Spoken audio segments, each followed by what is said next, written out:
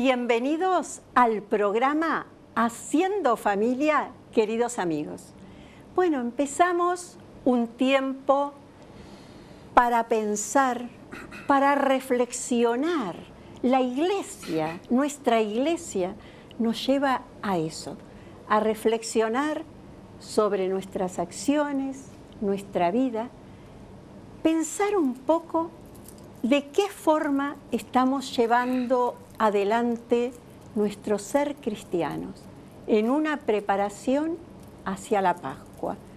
Estamos en tiempo de Cuaresma y por eso hoy hemos invitado al padre Alejandro Russo. Bienvenido, padre, a nuestro programa. Muchas gracias, Olga. Para que nos pueda hablar sobre la Cuaresma. El padre Alejandro Russo es el rector de la Catedral Primada de Buenos Aires y bueno, él nos va a decir cómo nos debemos empezar a preparar. Sí, es un momento muy importante del año litúrgico. Nosotros tenemos que tener en cuenta que nosotros vivimos en el tiempo, ¿no? Y que entonces cada día, aunque en la realidad sean iguales a los otros, sin embargo, las fechas tienen una significación especial. No es lo mismo recordar el aniversario de la muerte de alguien que el cumpleaños de otro. No es lo mismo el 25 de mayo que cualquier otro día en la historia de la patria, por ejemplo.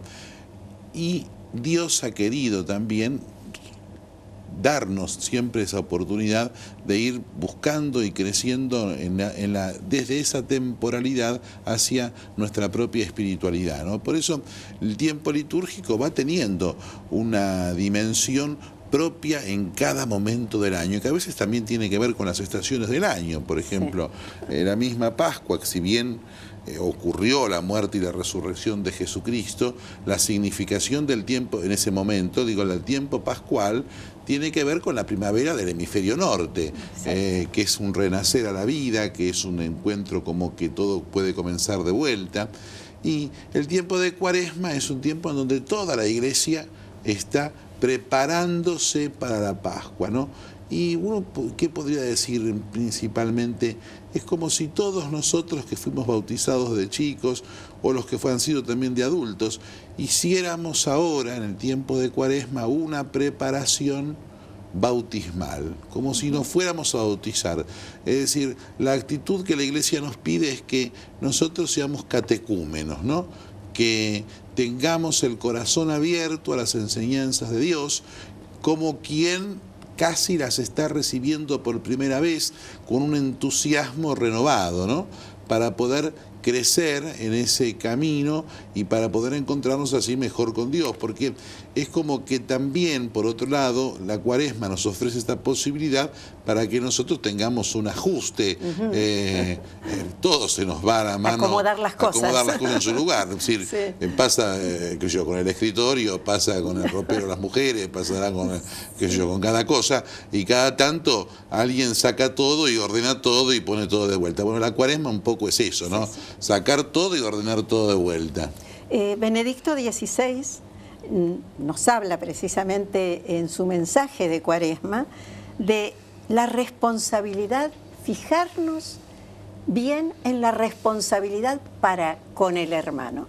¿Qué nos puede decir, padre? Sí, porque fíjense también esto que es muy importante, el tema de la caridad fraterna, ¿no es cierto?, en el cristianismo. Casi podríamos decir, es la novedad del cristianismo. Las religiones antiguas, paganas, que iban tratando de buscar como podían, ¿no es cierto?, la relación con un Dios que tenían la intuición de que existían, pero no tenían la revelación, marcaban esa relación con la divinidad de alguna forma, ¿no? Y el mismo Antiguo Testamento va progresivamente introduciendo esa responsabilidad de ver en los demás el rostro de Dios, ¿no? Hasta que Jesucristo propiamente nos dice, bueno, hay un solo mandamiento para vivir la vida cristiana, que tiene dos partes: amar a Dios sobre todas las cosas y al prójimo como a sí mismo. Y la Cuaresma tiene mucho que ver con la restauración de esa vivencia del mandamiento principal cristiano en nosotros, ¿no? Fíjense que ya los santos padres en el siglo II le ponen a la iglesia, a la Cuaresma, tres grandes obras, ¿no? Dice, mayor oración, mayor sacrificio y mayor limosna.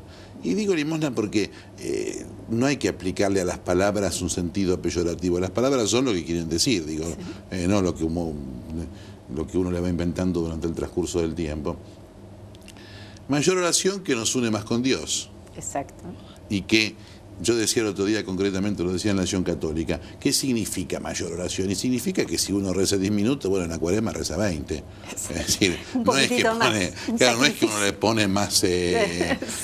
fervor al momento, Sí. digamos, ¿no? Porque vuelvo otra vez sobre el principio, nosotros somos temporales. Exacto. Entonces, la medida de las cosas, buena medida es con el tiempo. Mayor sacrificio que se desprende de la oración. ¿Por qué? Porque el sacrificio es para corregir nuestra voluntad que siempre se va ladeando. ¿Y cómo? Porque todo alrededor hace que la voluntad Sí, tal cual, se sí, ladee. bueno, más todavía en las circunstancias actuales donde el secularismo, donde el relativismo se nos mete a nosotros casi sin darnos cuenta y nosotros comenzamos todos a repetir esa especie de ideología casi sin darnos cuenta. Por eso ese mayor sacrificio que corrija la voluntad. Ahora, esa corrección de la voluntad, ese sacrificio, ¿es un sacrificio pseudo-masoquista? No, es un sacrificio abierto a Dios, inspirado desde Dios, por amor a nosotros y enfocado hacia el amor a los demás. Por eso la tercera obra cuaresmal, la limosna. Es decir, que puede ser una limosna material, supongamos, si alguien, qué sé yo, come caramelos, por decir un ejemplo cualquiera, digo, cualquier cosa para un niño. Pero cosas prácticas, padre, que son más... Si alguien come caramelos y no quiere comer caramelo durante la Cuaresma, bueno, lo que ahorra con los caramelos lo entrega para alguien que necesita más que uno. También puede ser alguna situación de tiempo, porque el sacrificio no es dejar cosas ilícitas, eso lo hacemos todos los días evitando el pecado, ¿no? El sacrificio es dejar cosas lícitas. Por ejemplo, si a alguien le gusta leer una hora entera, y bueno, a lo mejor durante la Cuaresma deja de leer como distracción obras literarias y esa obra la usa en ayuda a los demás. Es decir, visita enfermos, acompaña a alguien, ayuda a otra persona, porque ven, se dan en las tres obras cuaresmales, mayor oración, mayor penitencia y mayor limosna, se da ¿qué cosa? Se da ese cumplimiento de los tres términos del mandamiento de Jesús. La mayor oración implica mayor amor a Dios, amar a Dios sobre todas las cosas. El mayor sacrificio implica el amor a uno mismo, porque es la reeducación de nuestra propia voluntad. Fíjense que Jesús dice amar al prójimo como a quién, como a sí mismo. Con lo cual el amor propio, bien entendido, es decir, y no dislocado, es lo primero, es el primer término de ese amor referencial hacia los demás. Y la limosna, el compartir los bienes con los demás, implica la tercera parte de ese mandamiento, o la segunda, como uno lo quiera ver, que es el amor al prójimo, ¿no? Las tres obras cuaresmales nos llevan a esa dimensión de restaurar a nosotros ese mandamiento de Jesús de amar a Dios y al prójimo, y amar al prójimo como a uno mismo, ¿no? Claro, y yo recordaba también de ese mensaje de Benedicto XVI, donde nos habla de la misericordia, ¿no es cierto? Lo que usted estaba diciendo lleva a la misericordia con el otro. Reconocemos al otro como un hermano y a la vez podemos ser también misericordiosos, que es algo que uno a veces se le pasa. Es muy propio del Santo Padre, ¿no? Sí. Fíjense que el Santo Padre, yo me acuerdo que al principio de todo, cuando recién muerto el beato Juan Pablo II, se produce la elección extraordinaria, magnífica, ¿no?, de Benedicto XVI, con esa cosa que la Iglesia tiene, que muere un gran pontífice y la Iglesia nos sorprende con otro gran pontífice, ¿no? Yo me acuerdo que decía esto, digo, el Santo Padre es propiamente para este tiempo, ¿no? Tiene esa solidez en la doctrina, ¿no?, esa seguridad en la enseñanza, ¿no?, que viene primero de su propio convencimiento interior, pero también de la gran inteligencia. Es un gran teólogo, digo, ¿no? Sí. Es un gran teólogo, y no de laboratorio, sino que es un gran teólogo que sabe expresar pastoralmente, le habla a los niños con la misma facilidad que le habla a los jóvenes o a los ancianos, y que habla a la Comisión Teológica Internacional, o que está hablando en un congreso rezo eucarístico, es decir, esa facilidad de traducir inmediatamente con los términos su pensamiento. Pero a su vez el Santo Padre tiene como una propia forma de ser, que es la misericordia y la benevolencia, ¿no? Como que la doctrina seca no puede ser, ¿no? Porque, y por esto que dice el mensaje cuaresmal, ¿no? Es decir, la misericordia es la esencia de Dios. Si le faltara misericordia al mensaje cristiano, le faltaría lo esencial por parte de Dios. Fíjate, ¿cuál es la relación nuestra con Dios? Prácticamente siempre una relación de perdón. Es decir, ¿cuántas veces nosotros tenemos que acudir a pedir perdón por lo que nos equivocamos, por lo que nos emperramos, por lo que fuera? Y tenemos ahí siempre la respuesta de la misericordia de Dios, ¿no? La respuesta del perdón, la respuesta de ese acercamiento del misterio de Dios hacia nosotros, ¿no? Por eso la misericordia a los demás, que el Papa nos pide en el mensaje cuaresmal, es también parte de la esencia cristiana. Acuérdense otra frase del Evangelio que dice claramente, ¿no? La misma norma, la misma medida con la que uno aplica a los demás es la que se le va a aplicar a uno, ¿no? Entonces, es decir, es como casi podríamos decir una razón de conveniencia de nosotros entender el misterio de la misericordia. Sí, usted sabe que él aclara precisamente en este punto de la misericordia. Dice, la atención al otro conlleva desear el bien para él o para ella en todos los aspectos, algo que usted mencionaba, físico, moral y espiritual. La cultura contemporánea parece haber perdido el sentido del bien y del mal, por lo que es necesario reafirmar con fuerza que el bien existe y vence siempre, porque Dios es bueno y hace el bien, del Salmo 119, ¿no? El bien es lo que suscita, protege y promueve la vida, la fraternidad y la comunión. Qué hermoso, ¿no? Yo pienso que también eso lo podemos comprobar en la vida normal, simple, no solamente en las obras grandes, sino, fíjense, en cualquier vida de relación con los demás. Es decir, cuando se produce y se busca el bien, es como que la vida se distiende y se camina tranquilo. En cambio, cuando hay un mal, todo se tensiona, todo se hace cada vez peor. Pero me gusta llamar la atención sobre esa parte del Papa ahí que dice un bien integral, ¿no? Es decir, fíjense que el Papa está mirando que, sobre todo en la Cuaresma, que tiene esa gran connotación de caridad, ¿no? No nos serviría de nada dar de comer si cuando damos de comer no le ponemos el amor que trae el misterio de Dios. Qué importante que es eso. Porque ¿qué sirve solamente promover una parte humana? Es decir, no es que hay que descuidarla, pero es decir, la promoción, dice el Papa, tiene que ser integral. Exacto. Es decir, o sea, traducido a la Iglesia Católica, ¿qué quiere decir esto? Es decir, atender las necesidades de los demás, que son de toda índole, son de índole material y son de índole también espiritual, ¿no? Entonces, yo miraba acá a Buenos Aires, esa multitud de gente que camina, digamos, por la ciudad, digo, ¿cuánta gente camina sin el conocimiento de Dios, ¿no? Es decir, y es una obra de caridad acercarles ese misterio de Dios para que lo puedan conocer y para que puedan encontrar el camino y la solución de la vida, ¿no?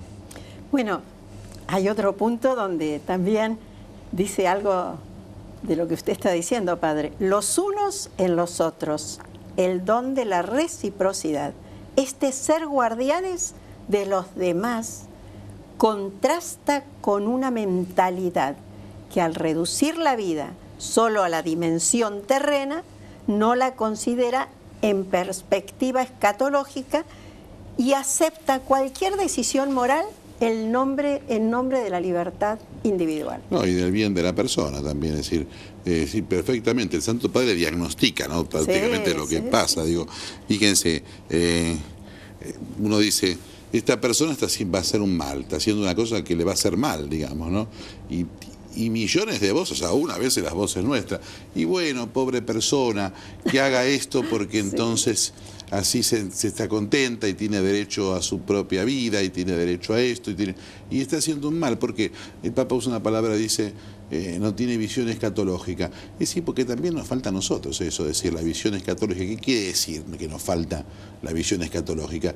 Que nosotros nos miramos el fin hacia donde vamos. Es decir, todos nosotros, todos los cristianos que seguimos a Jesucristo, estamos santificándonos en el tiempo para que cuando uno se muera pueda entrar en el cielo. Es el fin de la vida cristiana, no es sentirse bien en la tierra solamente. ¿Eso hace sentir a uno bien en la tierra? Sí, evidentemente. Yo siempre pongo este ejemplo. La persona que tiene fe, cuando vuelve del entierro de un ser querido, siente el dolor que siente el que no tiene fe, pero no siente la desesperación. Exacto. Porque sabe, en la fe, en ese convencimiento interior, en ese mármol frío del dolor ante la muerte, se le presenta esa llama pequeña de la esperanza cristiana que dice, el que se murió está en la eternidad. Te vas a rezar por él porque te vas a poder encontrar con él. Santificate porque te vas a poder encontrar también con él en el amor de Dios, ¿no? Por supuesto. ¿Es eso, Padre, lo que nos trata de demostrar Jesús ante la muerte de Lázaro? Él llora, sí, claro, pero sin embargo mantiene la tranquilidad. Bueno, hace después el milagro, pero esa tranquilidad que le cuestiona un poco la hermana de Lázaro... Está y fíjese yendo que hacia en eso. en ese versículo, que es el versículo más pequeño que tiene toda la Biblia, ¿no? Dice, y Jesús lloró, dice nada más. Sí, como para más. querer mostrar bien ese dolor ante la ausencia de quien quería, que era amigo de él, de Lázaro. Pero sin embargo es como que Jesús no se preocupa porque demuestra físicamente lo que él hace con todos nosotros también. Exacto. Es decir, él lo resucita a Lázaro ahí para que digan, para poder decir, yo soy la vida, ¿no? Y Jesús también a nosotros, a todos, Dios a todos nosotros, ve la muerte como un mal. Pero sin embargo, ante el mal de la muerte, ¿qué ofrece? ¿Qué posibilidad abre esa puerta mala y se convierte en buena? La eternidad. La eternidad, exacto. Y digo, y nosotros trabajamos para la eternidad, porque eso no hay que olvidarlo. Claro, que a veces se nos olvida, ¿no? Con el correr cotidiano, el Papa ahonda más todavía y dice, una sociedad como la actual puede llegar a ser sorda, tanto ante los sufrimientos físicos como ante las exigencias espirituales y morales de la vida. En la comunidad cristiana no debe ser así. Sí, el Santo Padre llama la atención en esto, porque es verdad, es la realidad del mundo. Pero nosotros no tenemos que tener complejo de querer imitar el mundo, porque muchas veces también pasa esto. Es decir, la comunidad cristiana, por no sentirse distinta del resto del mundo en muchas cosas, quiere a veces, en virtud de una apertura y de cierto positivismo cultural, por decirlo de alguna forma, meterse en ese plano de igualdad. Entonces olvida lo esencial. ¿Sí? Y el Papa justamente en Cuaresma, que es un tiempo de recobrar lo esencial, lo hace recordar, ¿no? Exacto. Padre, él nos habla todavía más a onda, dice, caminar juntos en la santidad, para estímulo de la caridad y las buenas obras, caminar juntos en la santidad. Nos lleva a considerar la llamada universal a la santidad, el camino constante en la vida espiritual, a aspirar a los carismas superiores y a una caridad cada vez más alta y fecunda. La atención recíproca tiene como finalidad animarse mutuamente a un amor efectivo cada vez mayor, como la luz del alba que va en aumento hasta llegar al pleno día, en espera de vivir el día sin ocaso en Dios. Tal cual.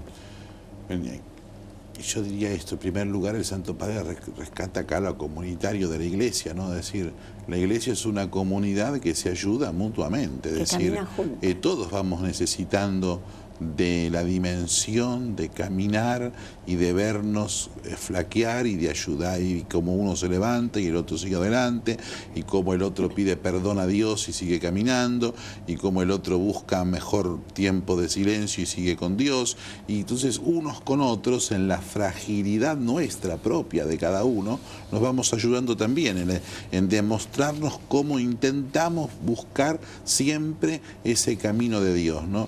Y justamente justamente la Cuaresma es un gran tiempo comunitario de toda la iglesia para eso, ¿no?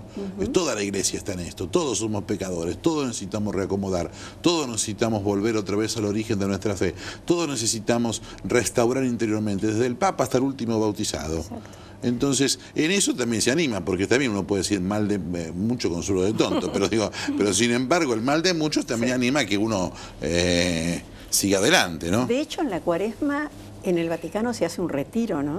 Sí, el Santo Padre con la curia romana, ¿no? Con los cardenales primero y con todos los oficiales de la curia, se invita a un predicador y se hace un retiro con temas anuales, ¿no? Es decir, es un tema que se va eligiendo cada año, en donde durante una semana la curia no trabaja y se dedica, ¿no es cierto?, al pensamiento, claro, su y a parte la reflexión, espiritual también, ¿no? Sí, a lo que está haciendo también ahí, porque la curia romana, como todos los que trabajamos en las curias, yo digo siempre cuando tengo los papeles en la mano, digo, y atrás de estos papeles están también en juego las salvaciones, aunque sean administrativos, porque es decir, son para que se desarrolle la obra de la iglesia, para que se traiga el misterio de Dios, para que tal cosa funcione mejor, digamos, ¿no? Sí.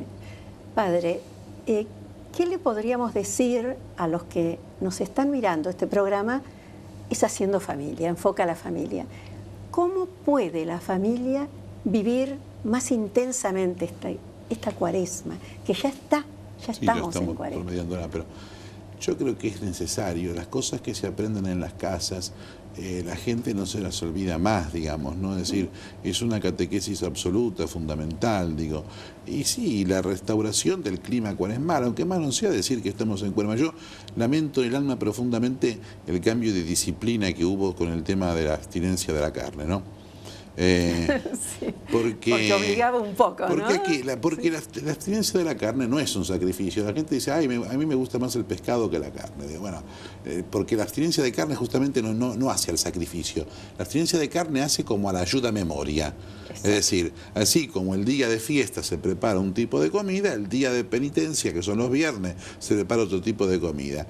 Es decir, el haber puesto la facilidad de que la abstinencia fuera cambiable con otra obra de misericordia o de piedad, se llevó a perder eso, porque, por ejemplo, cuando el chico va a la casa y la madre preparó una comida sin carne y pregunta por qué, y le dice, no, porque es viernes de Cuaresma, ya hay una catequesis magnífica. Y no por no comer carne, ciertamente, no, queda grabado. Pero porque queda grabado el tiempo, digamos. Exacto. Es decir, la abstinencia es como una ayuda a memoria. Y pasaba también aún con la tontería desgraciada, porque no era una cosa buena lo que voy a decir ahora, pero se acuerda que aumentaba el precio del pescado. Sí. Entonces se armaba un cierto remolino, por así decirlo. Y la sociedad pasaba. En la sociedad pasaba algo, había un grupo de la sociedad que eran los cristianos, los católicos, que vivían. Sí. Entonces todo eso iba de forma un poco, hace que el chico también empiece a preguntarse por qué, por cuánto, y qué sé yo, y se da ahí, se explica una catequesis cuaresmal, práctica, concreta, simple, de 5 segundos, digo, a lo mejor nada más.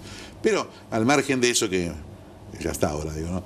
Al margen de eso, digo, y se puede, yo digo, instaurar pequeñas cosas cuaresmales, por ejemplo, hacer que la familia, por ejemplo, se prive de algo pequeño durante la Cuaresma y poner una pequeña alcancía y participar, por ejemplo, con esa alcancía que van juntando cada uno secretamente, va poniendo a lo mejor una pequeña monedita, no importa la cantidad, importa la actitud acá. Participar de los gestos solidarios cuaresmales en la arquidiócesis, en cualquier parroquia, para encontrar las cajitas o los sobres para las obras de caridad cuaresmales que se hacen, que son 4 en las vicarías, una en cada vicaría zonal de la arquidiócesis de Buenos Aires, o qué sé yo, si tienen algún conocido que necesita algo, entonces también, o sé yo, familiarmente leer algún trozo de algún libro espiritual o alguna meditación del Vía Crucis. Sería mejor, por ejemplo, rezar el Vía Crucis en familia, aunque fuera sentados en la mesa, ¿no? Sin hacer el camino que el Vía Crucis en sí mismo requiere, pero es decir, darle al tiempo de Cuaresma una dimensión también cultural familiar, porque es importante de alguna forma restaurar ese culto familiar, ¿no? Exacto. Y ese vivir nuestras costumbres católicas, cristianas. También familiarmente, ¿no? Familiarmente. Padre, le voy a pedir si nos da una bendición para poder vivir intensamente esta Cuaresma. Vamos a pedir entonces todos a Dios que nos bendiga en este momento para que podamos, a través de mayor intensidad en la oración, del mayor sacrificio y de la mayor limosna y entrega a los demás, volver a vivir y reprofundizar ese mandamiento de amar a Dios sobre todas las cosas y al prójimo como a sí mismo. En el nombre del Padre, y del Hijo, y del Espíritu Santo. Amén. Muy bien. Gracias. Yo me quiero ir con unas frases de Benedicto XVI que dice: todos hemos recibido riquezas espirituales o materiales útiles para el cumplimiento del plan divino, para el bien de la Iglesia y la salvación personal. Recordemos, queridos hermanos, que todos estamos llamados a la santidad. Es un tiempo de reflexión, de abrirnos al otro y replegarnos en nuestro interior para ver qué podemos corregir para ser mejores cristianos y tener ese orgullo de ser católicos. Será hasta el próximo programa, si Dios quiere. Cada 2 segundos muere en el mundo un niño por nacer por medio de un homicidio prenatal. La vida del niño por nacer en la Argentina también está en peligro. Unamos nuestras manos, nuestros corazones y nuestras voces para protegerlo. Te invitamos al Rosario por la Vida, el 25 de marzo, Día del Niño por Nacer, a las 18 horas, en la Catedral Metropolitana, Avenida Rivadavia y San Martín, Ciudad de Buenos Aires. Únete a nosotros, no faltes, porque la vida es sagrada y debemos respetarla. Aunque te digan que yo no existo, aunque te digan que yo soy nada, aunque se aparten de ti las miradas, hoy necesito de ti, hoy necesito de ti.